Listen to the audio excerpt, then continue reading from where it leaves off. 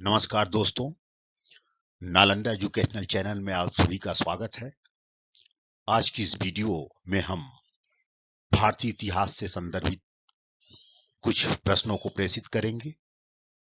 Volume 1 के तहत प्रागैतिहासिक काल से धार्मिक आंदोलन तक कुछ प्रश्न आपको प्रेषित किए जाएंगे, जो प्रतियोगी परीक्षाओं की दृष्टि से बहुत ही उपयोगी है।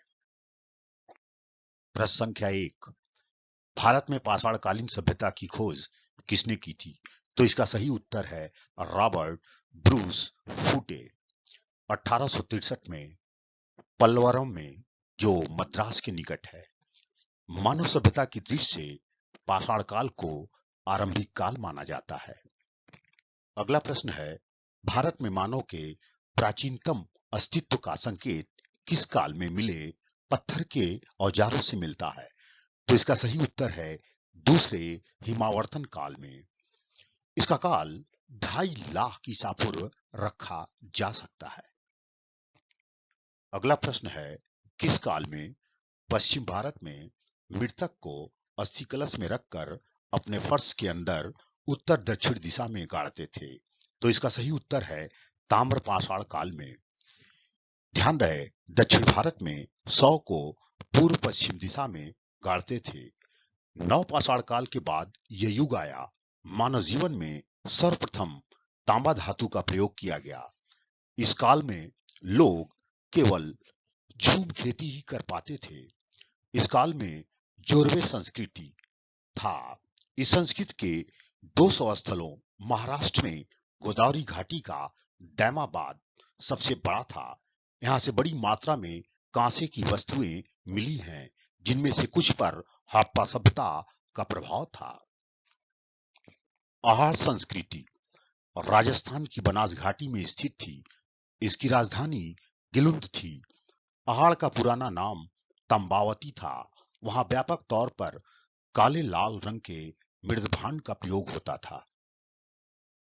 अगला प्रश्न है, हड़प्पा सभ्यता ने मानव जाति को कौन से 2 अस्थायी उपहार प्रदान किए थे? तो इसका सही उत्तर है गेहूं और कपास की खेती। उपलब्ध प्रमाणों के आधार पर गेहूं की 2 प्रजातियां टीटिकम कॉम्पेट्स तथा इस्फ्रो कोकम थी। इनकी पैदावार आज भी पंजाब में होती है। सूत और इसके विभिन्न उत्पादों की शुरुआत हड़प्पा काल से मानी जा सकती है। यहीं से इसके प्रयोग का प्रसार अन्य संस्कृतियों में हुआ होगा। अगला प्रश्न है, हड़प्पा कालीन लोगों के सामान्य घरेलू बर्तन किससे बने होते थे? तो इसका सही उत्तर है मिट्टी के अच्छी तरह पकाए गए चित्रात्मक बर्तन। कुछ प्रमुख तथ्य, बर्तन बनाने के लिए सिंधु की मिट्टी यानी कि लाल मिट्टी का प्रयोग किया जाता था, जिसमें चूना या अभ्रक मिलाया जाता था। हड़प्पा के बर्तन भारी तथा उपयोगी थे। अगला प्रश्न है, वह कौन सा उपनिषद है जिसमें सबसे पहले चारों आश्रमों का वर्णन आया? तो इसका सही उत्तर है जवालोपनिषद।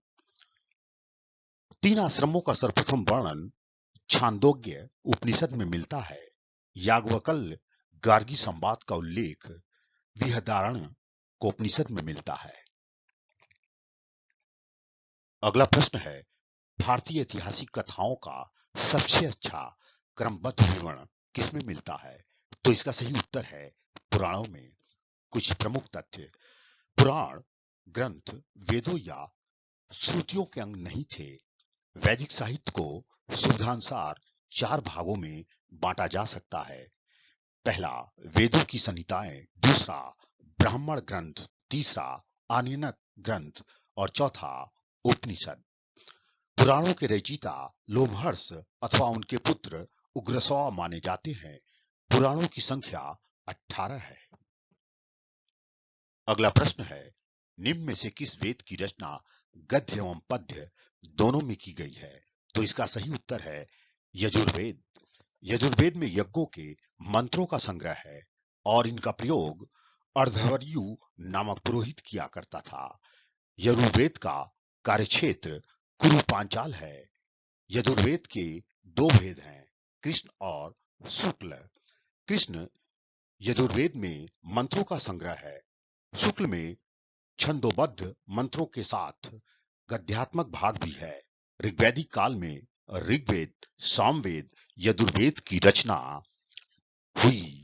अथर्ववेद की रचना उत्तरवैदिक काल में हुई। इसकी रचना अथर्वा ऋषि ने की थी।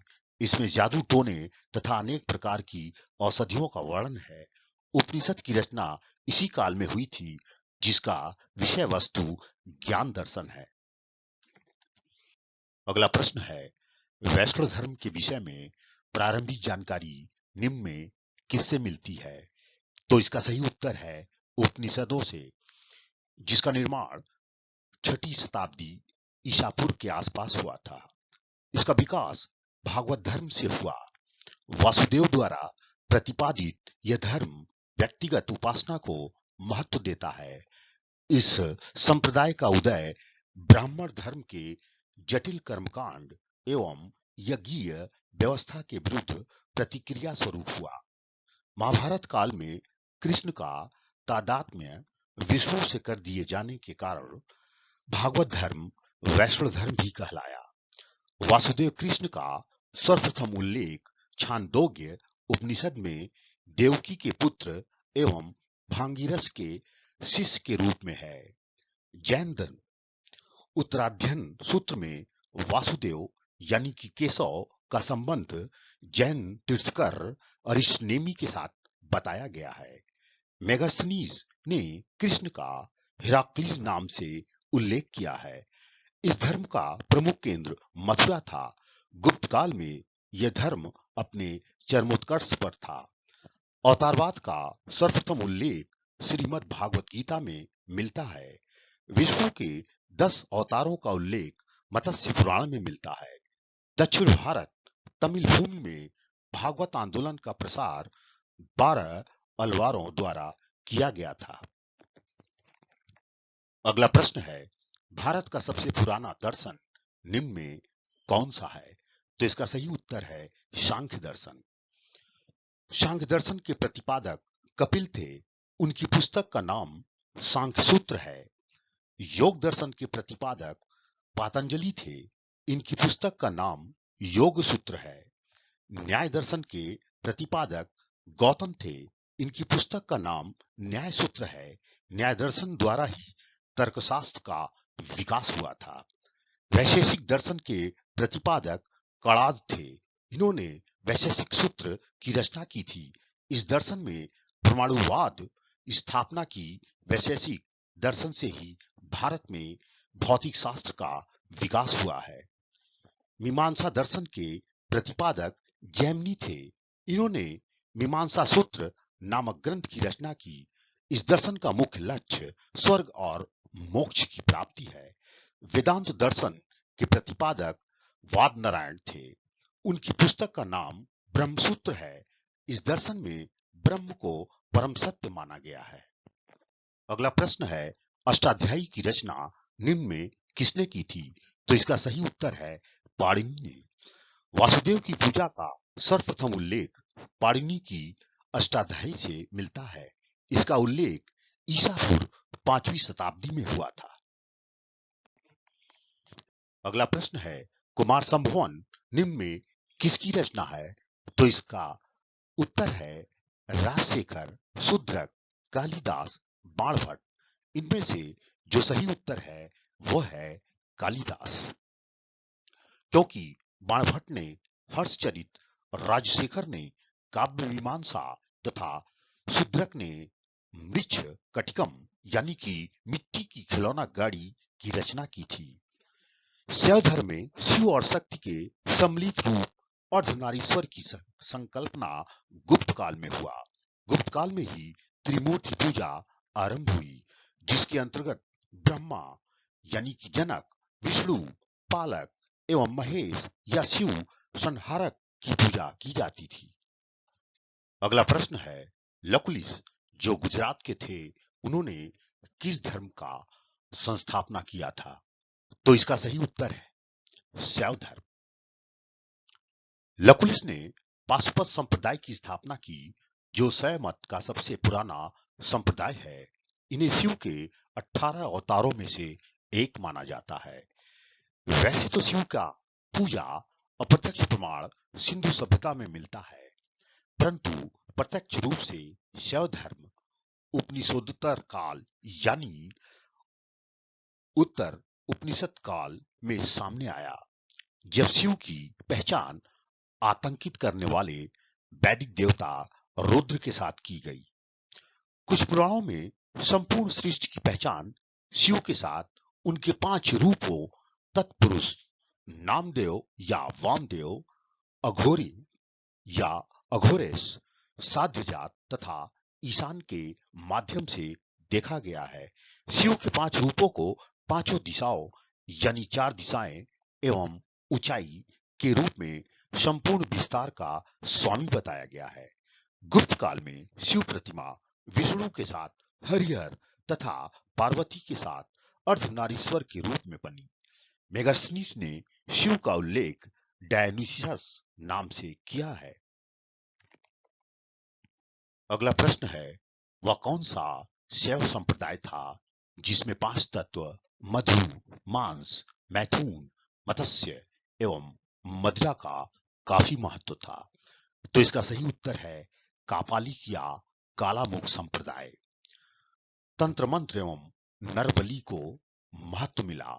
मालती माधव में भैरव के उपासक कपालिकों का मुख्य केंद्र श्रीशैल पर्वत नामक स्थान था।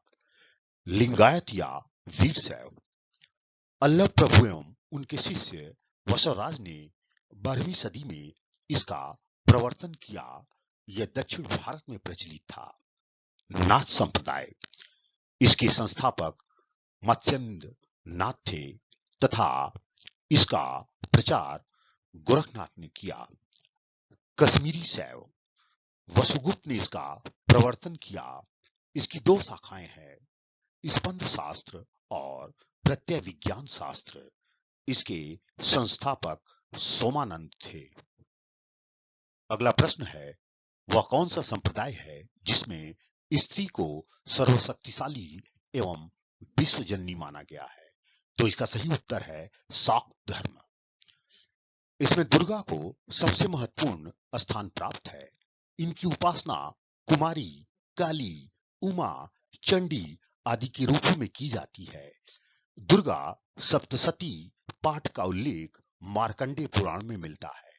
लक्ष्मी तथा सरस्वती का प्राचीनतम उल्लेख ऋग्वेद में मिलता है। शांत या सौम्य रूप उमा, पार्वती, लक्ष्मी आदि, वैष्णो देवी एवं मैहर के मंदिर इसमें शामिल हैं। उग्र रूप यानी दुर्गा, चंडी, कापाली, भैरवी आदि, जो कि कोलकाता का काली मंदिर है। काम प्रधान रूप आनंद, भैरवी, त्रिपुर सुंदरी, ललिता आदि, जो कि असम का कामाख्या मंदिर है। अगला प्रश्न है, आधुनिक प्रारूप के मानव होमो सैपियंस का आविर्भाव किस युग में हुआ? तो इसका सही उत्तर है उत्तर पूरा पाषाण युग। फलक, तक्षणी एवं खुरचनी इस काल के प्रमुख उपकरण थे। वह आग से परिचित नहीं था।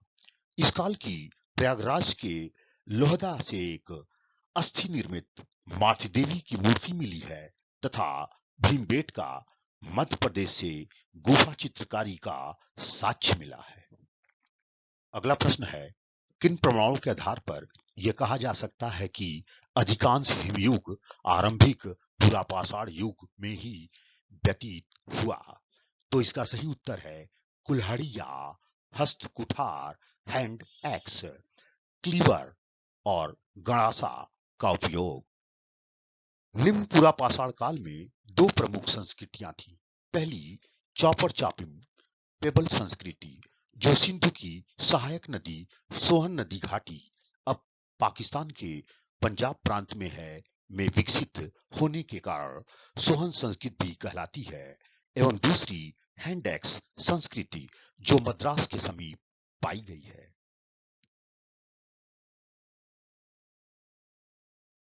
अगला प्रश्न है, वेधक, खुरचनी एवं बेधनिया निम्न में से किस काल के प्रमुख उपकरण थे? तो इसका सही उत्तर है मध्यपुरा पाषाण काल।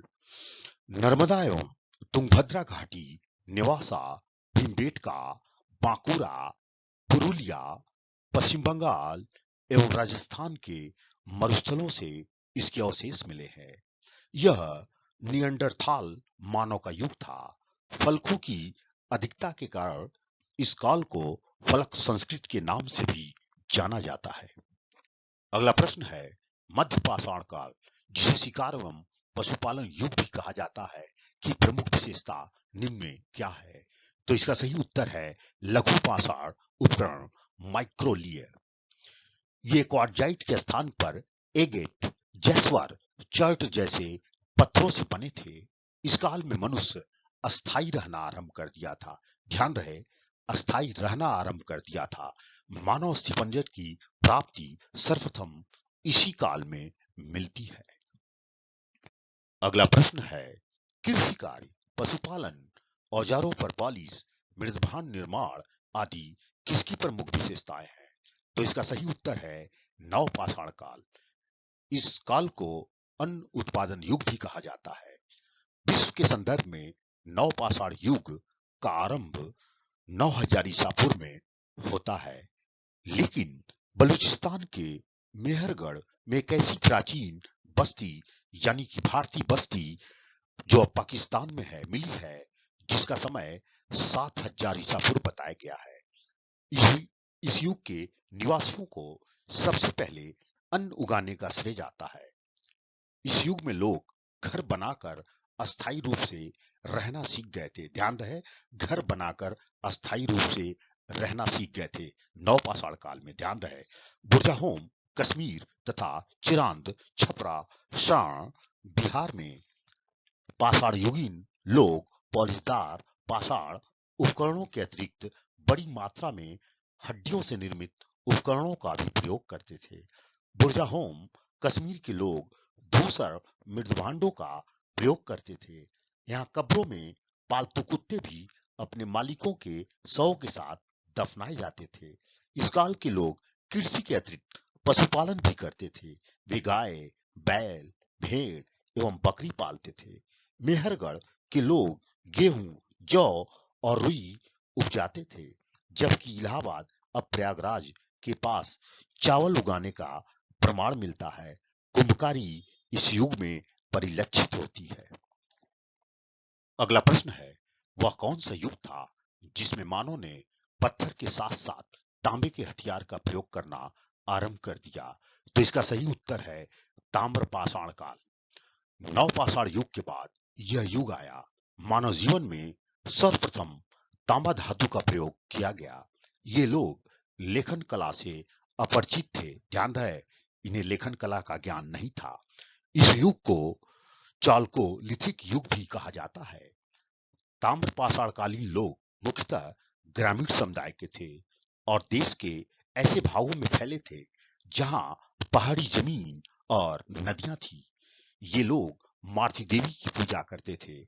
उन्होंने सर्वप्रथम चित्रित मृदभांडों का प्रयोग किया। उन्होंने ही सर्वप्रथम बड़े बड़े गांव बसाए।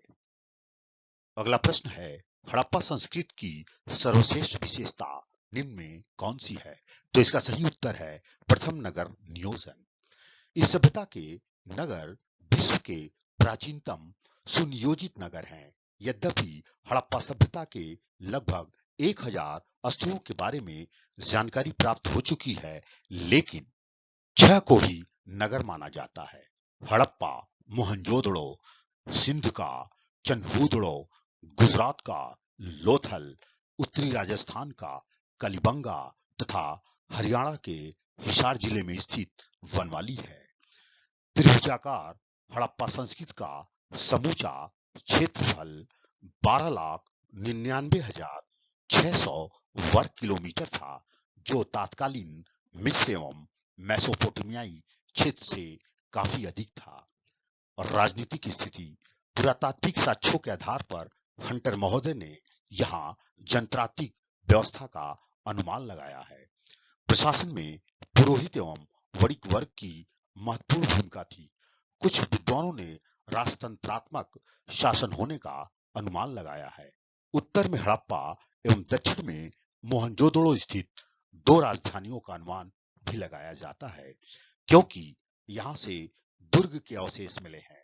प्रत्येक शहर के पश्चिम भाग में दुर्ग में प्रशासनिक या धार्मिक क्रियाकलाप किया जाता था। अगला प्रश्न है, सिंधु सभ्यता में निम्न में से कौन सा वर्ग सबसे प्रभावशाली था? तो इसका सही उत्तर है व्यापारी वर्ग। दस्तकारों में कुम्हारों को समाज में विशेष स्थान प्राप्त था।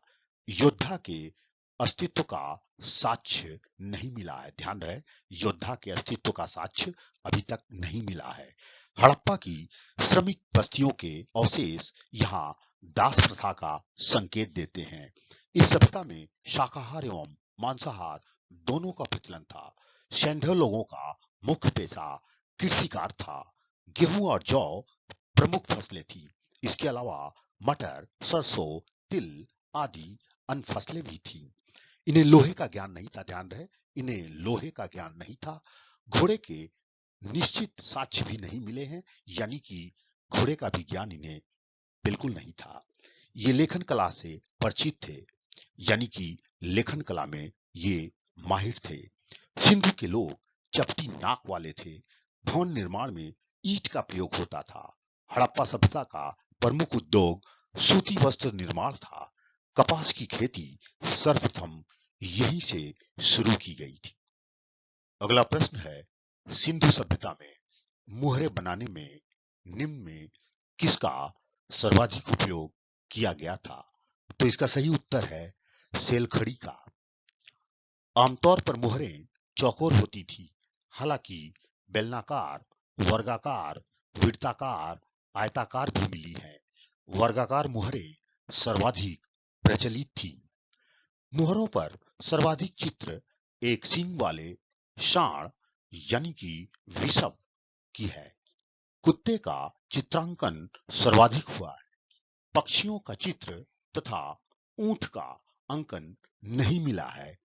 लिपि चित्रात्मक है तथा प्रत्येक अक्षर किसी ध्वनि भाव या वस्तु का सूचक है। यह क्रमशः दाईं से बाईं ओर तथा बाईं से दाईं ओर लिखी जाती थी। इस पद्धति को बेस्ट्रोफेदोन कहा गया है। लिपि का सबसे ज्यादा चिन्ह यू आकार का तथा सबसे ज्यादा प्रचलित चिन्ह मछली का है। अगला प्रश्न है, सिंधु सभ्यता मोहनजोदड़ो की सबसे प्रसिद्ध कलाकृति निम्न में कौन सी है? तो इसका सही उत्तर है कांसे की नर्तकी। सिंधुवासी दशमलव प्रणाली पर आधारित बांटों का प्रयोग करते थे। खुदाई में 16 के गुणकों में बांट प्राप्त हुए हैं, जैसे 16, 64, 160, 320, 640 आदि। इसी के साथ ये वीडियो आज का यहीं पे समाप्त होता है। हम अगले वीडियो में वॉल्यूम 2 के साथ पुनः मिलेंगे। अगर आपको ये वीडियो पसंद आया हो तो इस वीडियो को लाइक कर दें तथा चैनल को सब्सक्राइब कर दें। धन्यवाद।